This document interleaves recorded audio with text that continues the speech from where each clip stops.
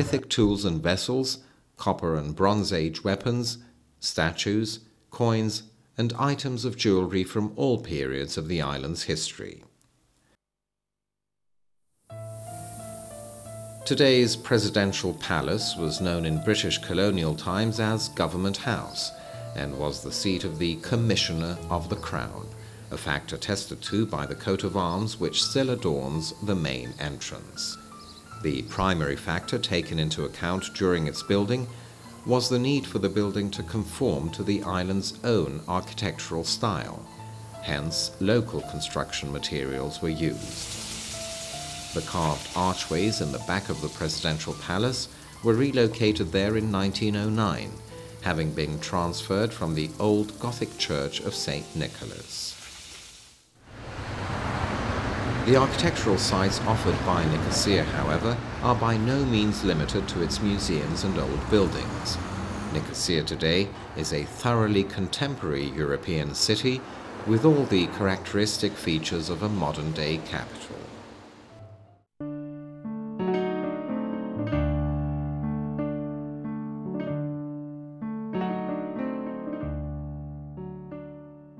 Folk art in Cyprus is part of the history and tradition of the country.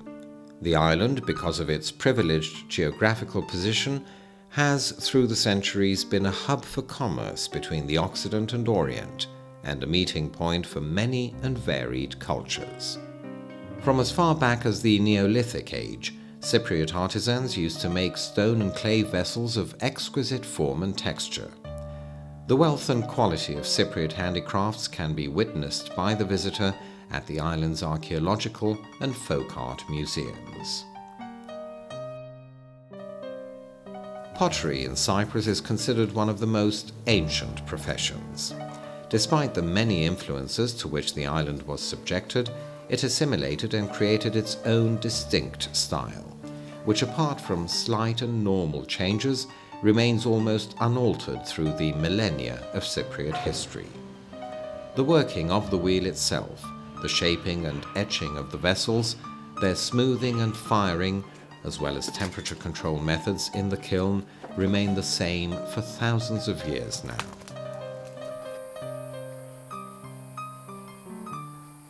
Until 1940, the famous in situ pots for storing wine, oil and water used to be made.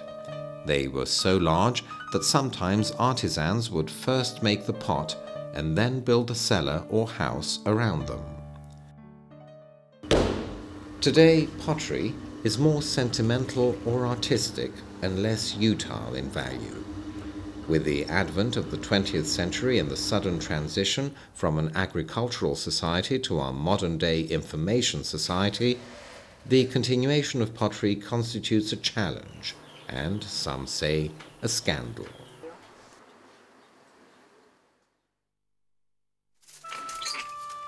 Basket weaving has also changed little through the centuries. It remains essentially the same since Neolithic times, given that it's a process carried out only by hand, without the use of machinery. Cyprus's nature has helped the development of basket weaving, bountifully providing the raw materials such as cane, osier, lentisk, and other plants necessary for this art.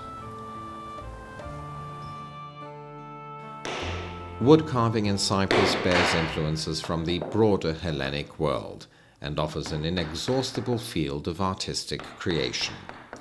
One comes across everything, from the simplest forms to the most intricate. Because of their high cost, however, the most intricate works are encountered in ecclesiastical art. An excellent example of urban wood carving is the house of Dragoman Hagiorgakis Kornesios, the official translator appointed during the Ottoman rule of Cyprus by the Sultan.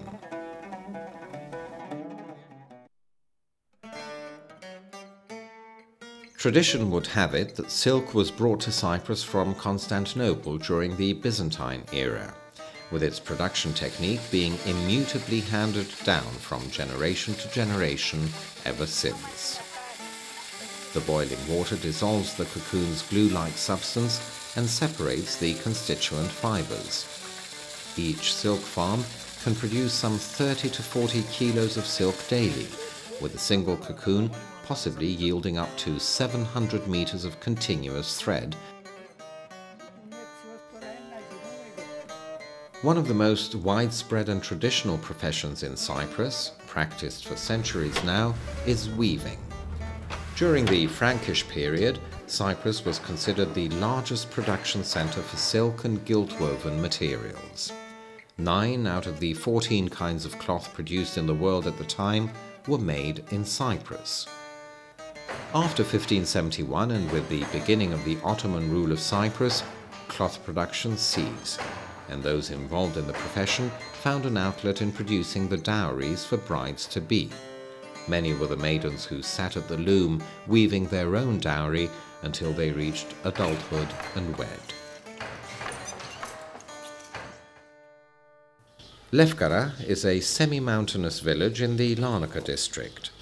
Despite its few residents, it has gained worldwide fame for its unparalleled lace.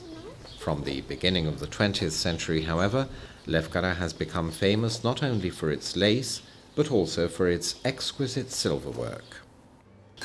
Silversmithery has existed in Cyprus since Mycenaean times. It's one of the few crafts which have not been particularly threatened with extinction. This may be due to the abundance of churches on the island and their demand for ecclesiastical vessels and utensils, but also because of the prestige lent to each household by silverware. Filigree, an ancient technique employing the interweaving of 2 fine strands of silver, was imported to Cyprus thousands of years ago from ancient Egypt and survives to this day. It's a painstaking and time-consuming process, and its success is entirely dependent on the artisan's talent. One of the most humble professions, albeit with exceptionally aesthetic results, is the decoration of water gourds. In it, they would carry water or wine, and its small weight rendered it easily transportable. The decoration of their gourds lent the vessels a particular appearance, raising them to veritable works of art. The gourd is etched using a red-hot skewer or knife, with the design being blackened with soot dissolved in oil. On washing the gourd, the soot-oil mixture remained embedded in the etched area, defining the specific design.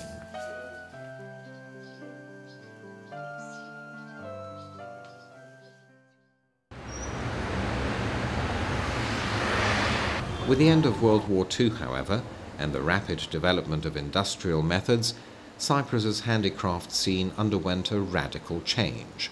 Cypriot society, bedazzled by the imported way of life, failed to appreciate the beauty of its own folk culture and thus abandoned a centuries-old tradition.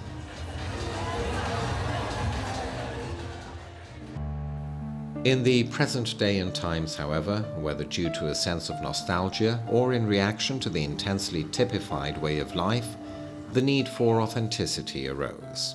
And so, just before some professions vanished forever, the Folk Art Museum and the Cyprus Handicraft Centre were established, both of which lent new breath to the traditional professions of Cyprus, saving at literally the very last moment the centuries-old cultural heritage of the island.